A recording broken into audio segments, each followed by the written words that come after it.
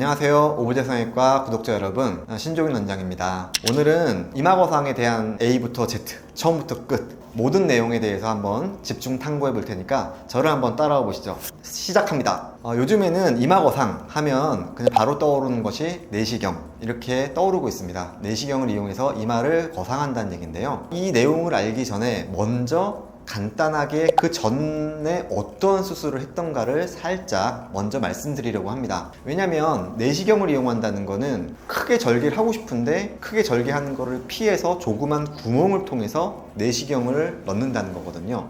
그러면 분명히 그 전에 크게 절개하는 수술 방법이 있었단 말이죠. 그런데 왜 내시경 쪽으로 발전을 했을까? 이런 내용을 간단히 얘기를 드리려고 합니다. 옛날에는 당연히 이제 이마가 내려오고 눈썹이 내려오고 이러면 이거를 저 위쪽 방향으로 당겨 올려야 되기 때문에 당겨 올릴 방향이 어디였느냐면 머리였습니다. 머리에서 띠 모양으로 두피를 잘라내고 거기를 당겨서 위쪽으로 끌어올렸는데, 그렇게 하다 보니까 몇 가지 문제점이 있었어요. 제일 첫 번째 문제점은 그쪽에 두피 쪽에 있는 신경이 다치기 때문에 머리 쪽으로 감각이 없어집니다. 절개 부분 앞에는 감각이 있는데 절개 부분 뒤쪽에는 감각이 없어져요. 이게 시간이 지나면서 어느 정도 회복이 된다고는 하지만 예민하신 분들은 굉장히 불편할 수 있습니다. 뭔가 계속 내 살 같지가 않고, 뭐 만져도 머리 감을 때나 뭐 이렇게 머리 세팅할 때 만지면 계속해서 뭔가 신경이 쓰여요. 두 번째는 절개가 길기 때문에 수술 시간이 오래 걸리고, 맨 마지막으로 한 가지를 또 보자면 그 부분으로 미세하게나마 탈모가 생길 수가 있다고 하는 그런 문제점이 있습니다. 그래서 물론 직접적으로 잘라내고서 그 부분을 봉합하기 때문에 끌어올려주는 효과는 좋지만 부작용 내지는 좀 불편감으로 인해서 그 방법을 좀 극복하려는 시도가 내시경을 통해서 이루어지게 된 것입니다. 그래서 내시경 이마거상, 오늘의 주제인 이렇게 발전이 됐다, 이런 내용으로 얘기를 드리려고 합니다.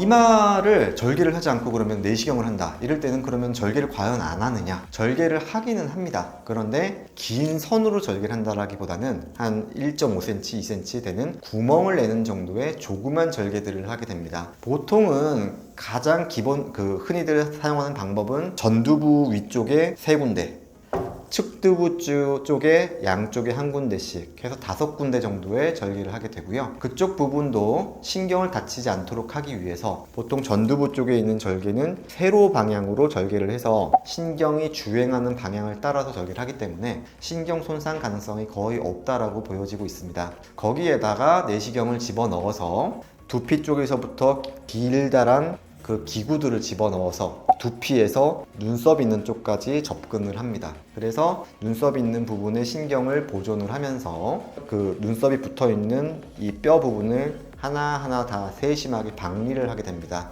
이게 끌어올려져 가려면 결국에는 완전히 붙어있는 밑바닥에서부터 한번 뼈에서부터 밑바닥에서 조직을 떼서 완전히 하늘하게 움직여야 끌어올려져 갈 수가 있죠. 그래서 내시경을 보면서 눈 주변까지 완전한 박리, 그 다음에 측두부 쪽에서도 역시 접근을 해서 눈 가쪽에 있는 뼈 부분을 조직과 뼈의 박리, 이것을 충분히 시행을 하고 완전히 끌어올려 올 수 있는 가동성을 만들어서 올려주게 됩니다. 그래서 여기서 제일 중요한 거는 신경의 보존. 앞쪽에서는 감각신경, 옆쪽에서는 운동신경이 있습니다. 그래서 그 신경들을 보존해서 다치지 않도록 한다. 이것이 가장 중요한 핵심 포인트라고 하겠습니다. 그러면 이제 막 움직이는 그 조직들을 끌어올려서 이 윗부분을 올라가서 거기서 이제 뼈에다가 다시 들러붙게 만들어 줘야 될 텐데, 그렇게 끌어올려준 조직을 고정하는 방법이 크게 보면 2가지 정도가 있습니다. 첫 번째는 이제 골터널이라고 해서 뼈에다가 구멍을 내서 거기다가 실로 고정을 하는 방법. 두 번째로는 엔도타인이라고 알려져 있는 이제 흡수성 핀인데 특수한 고정 장치라고 보시면 됩니다. 각각의 장단점이 있는데요.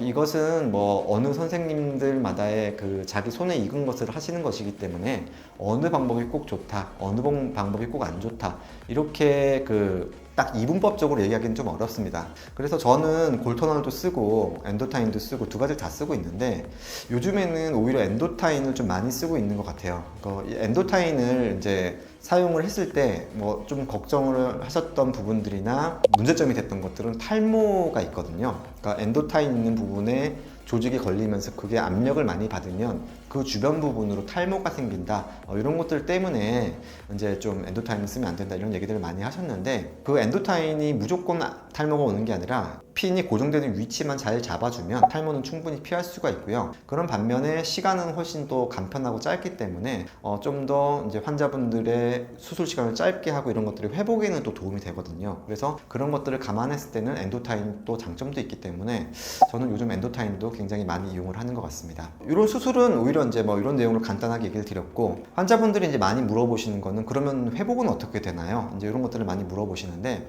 이게 두피 안쪽에 상처가 있기 때문에 실제로는 상처는 보이는 게 밖으로는 없습니다. 그런데 당연히 두피 안에 상처가 있으니까 이 부분을 머리를 감기가 초반에 조금 힘들어요. 특히나 상처가 어느 정도 좀 붙어서 안정이 될 때까지는 머리를 감으면 뭐 당연히 염증이 생길 수 있겠죠. 그러니까 그 부분에 염증이 생기지 않도록 한 4, 5일 정도는 머리를 좀 감기가 어렵습니다. 그래서 그런 과정만 조금 이제 지나면 4, 5일째 정도 돼서는 상처가 있어도 물이 닿는 정도는 괜찮기 때문에 뭐 샴푸나 이런 걸 하실 수가 있거든요. 그래서 보통 4, 5일 정도 지날 때 머리 감는다, 이렇게 보셔서 한 일주일 정도면 생각보다 표시는 많이 나지 않습니다. 왜냐면 붓기도 생각보다 심하지 않아요. 전두부 거상만 했다는 거를 기준으로 생각하면, 물론 이렇게 붓기가 생기지 않으려면 안쪽에 출혈이 없어야 되고 이런 것들을 잘 컨트롤해서 수술하기 때문에, 출혈이 없다라는 것들을 수술을 잘 해놓으면 붓기가 없다, 이렇게 보실 수 있는 면도 있습니다. 네, 그러면 그 앞머리가 좀 없는 형태가 좀 더 수술할 때 용이한가요? 이 수술이 또 모든 분께 할 수 있느냐, 이거는 또 좀 아닌 면이 있습니다. 첫 번째, 못 하시는 분이 있겠죠. 수치 거의 없으시고 민머리 있으신 분들은 당연히 내시경 자국 자체도 흉터를 보일 수 있기 때문에, 이런 분들은 진짜 말 그대로 좀 거상을 하기에는 흉터 때문에 하시기가 조금 어렵다, 이렇게 보실 수밖에 없는 형태라서 이거는 참 어렵죠. 그래서 뭐 이런 분들은 진짜 모발 이식을 한다거나 이런 식으로 나중에 또 가려야 되는데, 그럴 수 있는 머리마저 없다고 하면 굉장히 좀 어려운 케이스라고 얘기할 수가 있습니다. 그 헤어라인이 위쪽 아래쪽 이렇게 높고 낮고 이런 걸로 인해서 헤어라인이 너무 위쪽에 있으면, 그런 분들도 실제적으로 수술하는 부분까지 거리가 너무 멀기 때문에 수술하기가 좀 어려워질 수 있는데요. 이런 분들은 이마 축소, 헤어라인을 내리는 것들까지도 고려를 좀 하면서 같이 거상을 고려하실 수 있기 때문에, 이런 분들은 이마 축소와 이마 거상을 동시에 하시는 그런 방법들을 고려해야 될 수도 있습니다. 그래서 뭐 기본적으로 조금 어려운 케이스들을 말씀드렸고요. 그래서 오늘은 내시경을 이용한 그 이마 거상에 대해서 좀 간단한 총론적인 내용으로 말씀을 먼저 드렸고요. 아무래도 뭐 이런 것들은 연세가 좀 있으신 분들을 대상으로 하는 수술이지만, 생각보다 눈썹 높이가 내려와 있는 젊은 사람들한테서도 미용적인 목적으로 이용되는 경우들도 종종 많이 있습니다. 그렇기 때문에 꼭 나이 많으신 분이 아니라 눈썹과 눈 사이가 너무 좁으신 젊으신 분들도 대상이 될 수 있기 때문에, 이런 것들에 대해서는 문의 주시면 저희가 다시 한번 답변 드리도록 하겠습니다. 이상 오브제이 성형외과 신종인 원장이었고요.